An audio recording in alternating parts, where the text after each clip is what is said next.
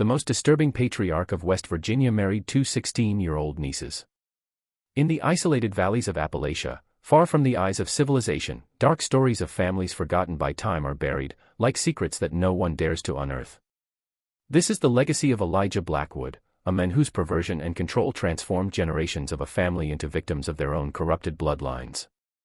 Between 1927 and 1978, in the rugged mountains of West Virginia, one of the most disturbing family dynasties ever documented in the region developed. Born in 1897 in a small, isolated valley in McDowell County, Elijah Blackwood grew up in a world apart, where geographic isolation shaped not only the way of life but also the relationships between the few families that inhabited the region. For harboring isolated communities, the Appalachian Mountains have always been known. In the early 20th century, many of these communities lived virtually without contact with the outside world. Roads were precarious or non-existent, and to survive, families depended only on themselves. In this context of extreme isolation, marriage patterns that would be considered taboo elsewhere became, sometimes, a silent reality. The oldest of 8 siblings was Elijah. His father, Thomas Blackwood, was known in the region for his domineering personality and the severe methods with which he raised his children. Thomas's second cousin was Elijah's mother, Sarah, an arrangement not uncommon in those isolated communities of the time. Off subsistence farming and hunting the family lived, rarely descending to the larger towns in the valley. When Elijah turned 18 in 1915, his father sent him to work in the coal mines that were beginning to develop in the region. This was his first real contact with the world beyond the isolated valley of his upbringing. There, among the miners, Elijah was exposed to different people and ideas, but he also developed a feeling of superiority over outsiders. He believed his family lineage was purer and that people from outside were inferior. In 1918, after 3 years working in the mines, Elijah returned to the valley after an accident left a deep scar on his face. His controlling tendencies were only intensified by the isolation after the accident. When his father died in 1923, Elijah, then 26 years old, assumed the role of family patriarch. It was during this period that Elijah's behavior began to show worrying signs. Absolute control over his younger siblings he exercised, especially over his sisters Margaret and Ella. In 1925, he arranged the marriage of Margaret, then 22, to Jeremiah Tucker, a man 15 years older, who lived on a neighboring property. The condition imposed by Elijah for the marriage was that the couple would remain living on Blackwood land under his supervision. The following year, 1926, Ella was also forced to marry, this time to Robert Harris, a distant cousin. Again, Elijah insisted that the couple live under his roof. Thus began the formation of what would later be known as the Blackwood Compound, a small cluster of cabins and structures where Elijah kept the entire family under his domain. Between 1927 and 1930, Margaret gave birth to 3 daughters, Ruth, Hannah, and Abigail. Eleanor, in turn, had 2 daughters, Esther and Mary. A disturbing interest in his nieces Elijah showed, frequently interfering in how they were raised and imposing strict rules for their education. At the time, the geographic isolation of communities like the Blackwoods meant that there was little or no external interference. Schools were too distant to be regularly attended, and these remote corners were rarely visited by authorities. This isolation allowed Elijah to consolidate his power over the family without external questioning. As the girls grew up, Elijah increasingly restricted their contact with the outside world. They did not attend school and were educated at home, mainly by their mothers and by Elijah himself, who taught them a distorted version of family history and the virtues of keeping the bloodline pure. It was in 1943, when Ruth and Esther turned 16, that Elijah's truly disturbing behavior came to light. That year, the husbands of his sisters, Jeremiah and Robert, died under suspicious circumstances, Jeremiah in a hunting accident and Robert after a sudden illness. Although there were no formal investigations at the time due to the isolation, later accounts from younger family members would suggest the deaths were planned by Elijah. With his sisters widowed and completely dependent on him, Elijah announced he would marry Ruth, his niece and Margaret's daughter. The marriage took place in a private ceremony held at the compound itself, without official registration or the presence of recognized religious authorities. Dominated by her brother for years and fearing for her own safety, Margaret was unable to oppose. Just 3 months later, in an even more shocking display of depravity, Elijah declared that he would also marry Esther, Ella daughter, and his other 16-year-old niece. This second marriage occurred in the same clandestine manner as the first. It's important to understand the historical context. In the 1940s, although consanguineous marriages were legally prohibited in West Virginia, authorities rarely monitored isolated communities.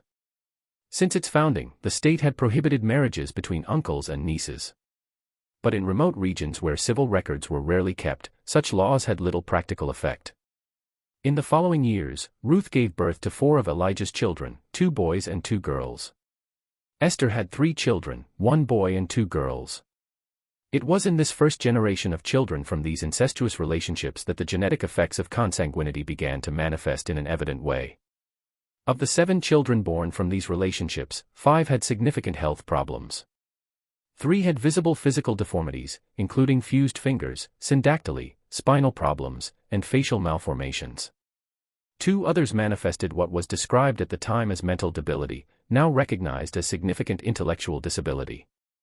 In the 1950s, the isolation of the Blackwood compound began to gradually decrease as road construction advanced through the region.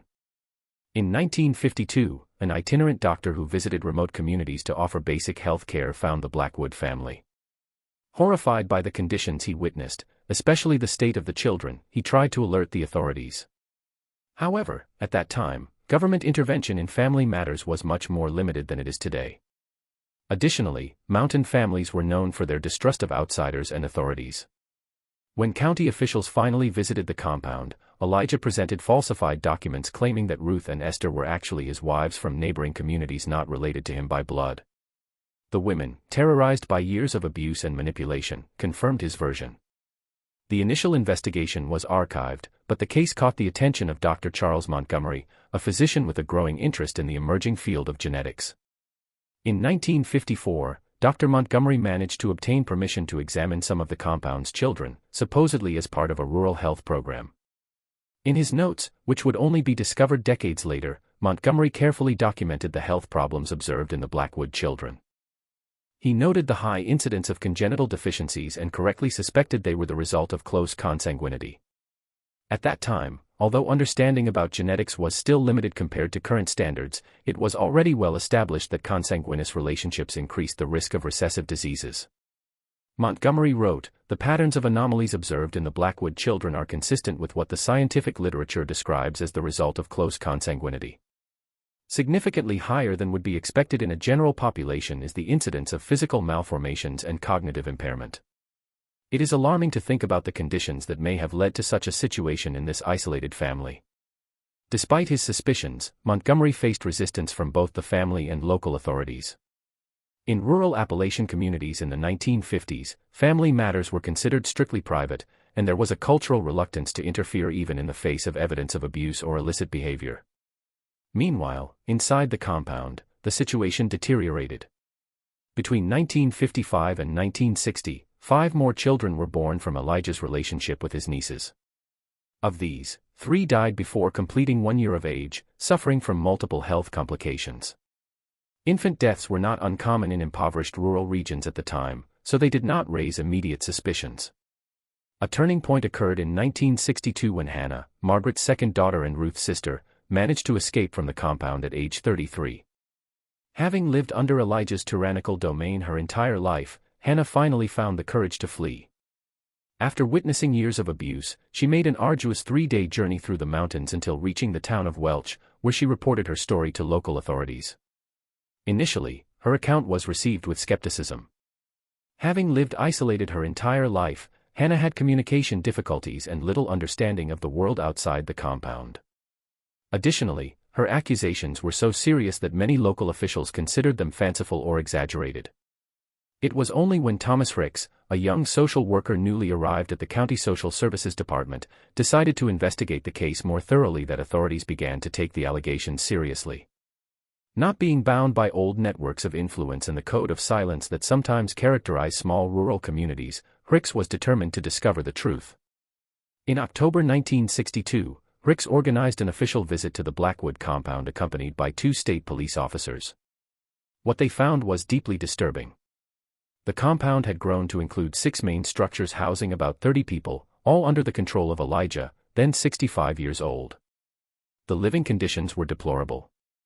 The children, many with evident health problems and deficiencies, lived in conditions of extreme poverty and neglect. Some of the teenagers and young adults, children of Elijah's relationship with Ruth and Esther, showed clear signs of consanguinity, including distinctive facial features such as receding jaws, prominent foreheads, and closely set eyes.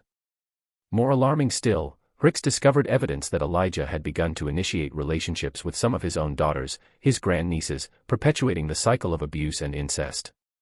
Faced with the evidence, the authorities finally acted. Elijah was arrested along with two of his older sons who had become his accomplices in controlling the family. The women and children were removed from the compound and taken for medical and psychological evaluation. The court case that followed in 1963 was unprecedented for the time and region. Elijah faced multiple charges, including child abuse, illegal confinement, and incest. During the trial, which was held behind closed doors due to the sensitive nature of the accusations, disturbing details emerged about how Elijah had maintained control over the family. For decades, he had created an almost religious belief system, convincing family members that the outside world was corrupt and dangerous, and that only by following his rules could they remain pure and safe. Physical isolation combined with psychological manipulation had allowed his regime of terror to persist for generations. Medical experts who testified at the trial presented evidence of the physical and psychological effects of prolonged incest in the family. Dr. William Patterson, a geneticist from the University of Virginia who examined several of the children, explained to the court, "What we observe in the younger members of the Blackwood family is consistent with the phenomenon known as inbreeding depression, the manifestation of harmful recessive genetic characteristics due to crossing between closely related individuals."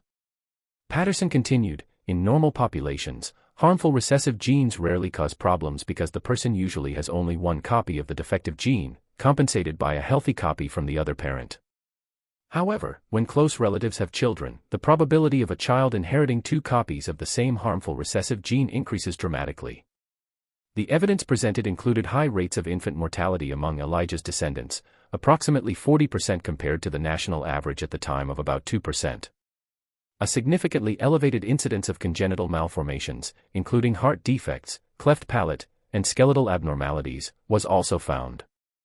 Widespread intellectual disability was documented, with nearly 70% of living children presenting some degree of cognitive impairment. Severe immunological problems made the children extremely susceptible to infections. Reduced stature and delayed physical development in almost all descendants was also noted.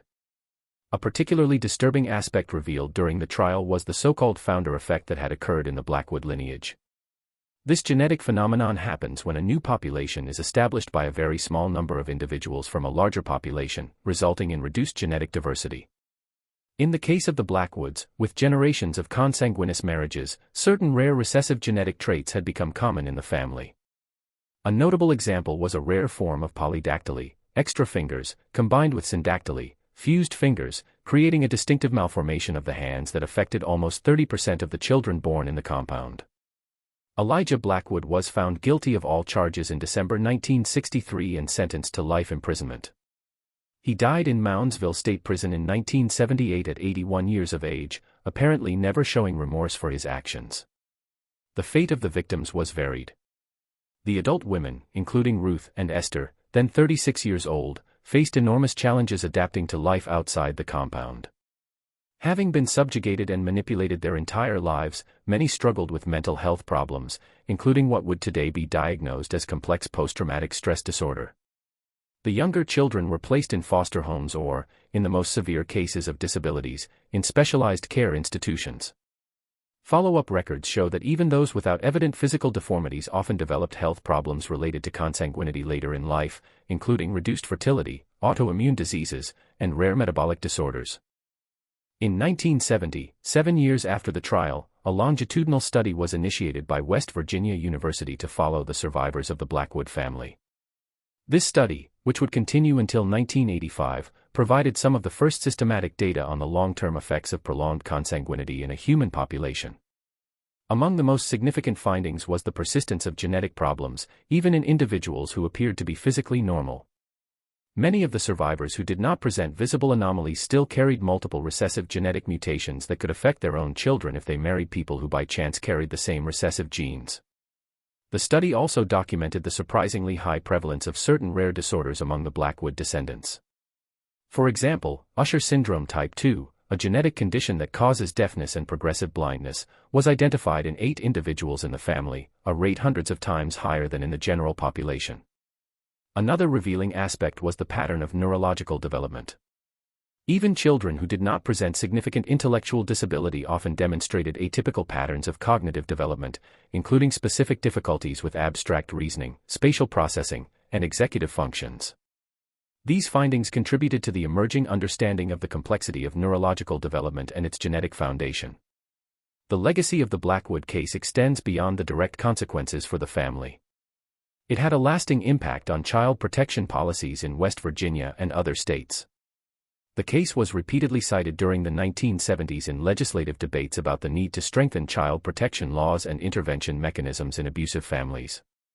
In 1974, when the U.S. Congress passed the Child Abuse Prevention and Treatment Act, creating the first federal program specifically aimed at child protection, the Blackwood case was mentioned as an extreme example of how isolation and lack of external supervision can allow abuse to continue for generations.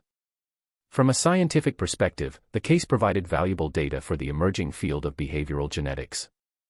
Although research ethics today prohibit similar studies, the data collected from the Blackwood survivors, always with appropriate consent, helped clarify the complex interaction between genetics and environment in human development.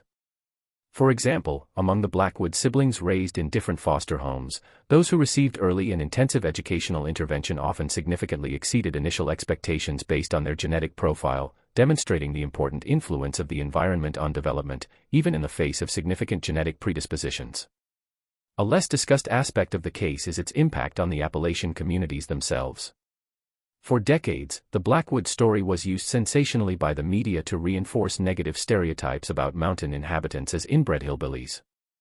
This unfair characterization obscured the complex social and economic realities affecting the region. In fact, later demographic studies demonstrated that the rates of consanguineous marriages in Appalachia were not significantly different from those of other rural American regions during the same historical period. What made the Blackwood case exceptional was not the cultural context, but rather the extreme and deliberate nature of the abuse perpetrated by a deeply disturbed individual. In 1982, a PBS documentary titled The Children of the Shadows revisited the case, interviewing some of the adult survivors who consented to share their stories. The documentary was groundbreaking for the time for its sensitive treatment of such a delicate subject and for giving voice to the victims themselves.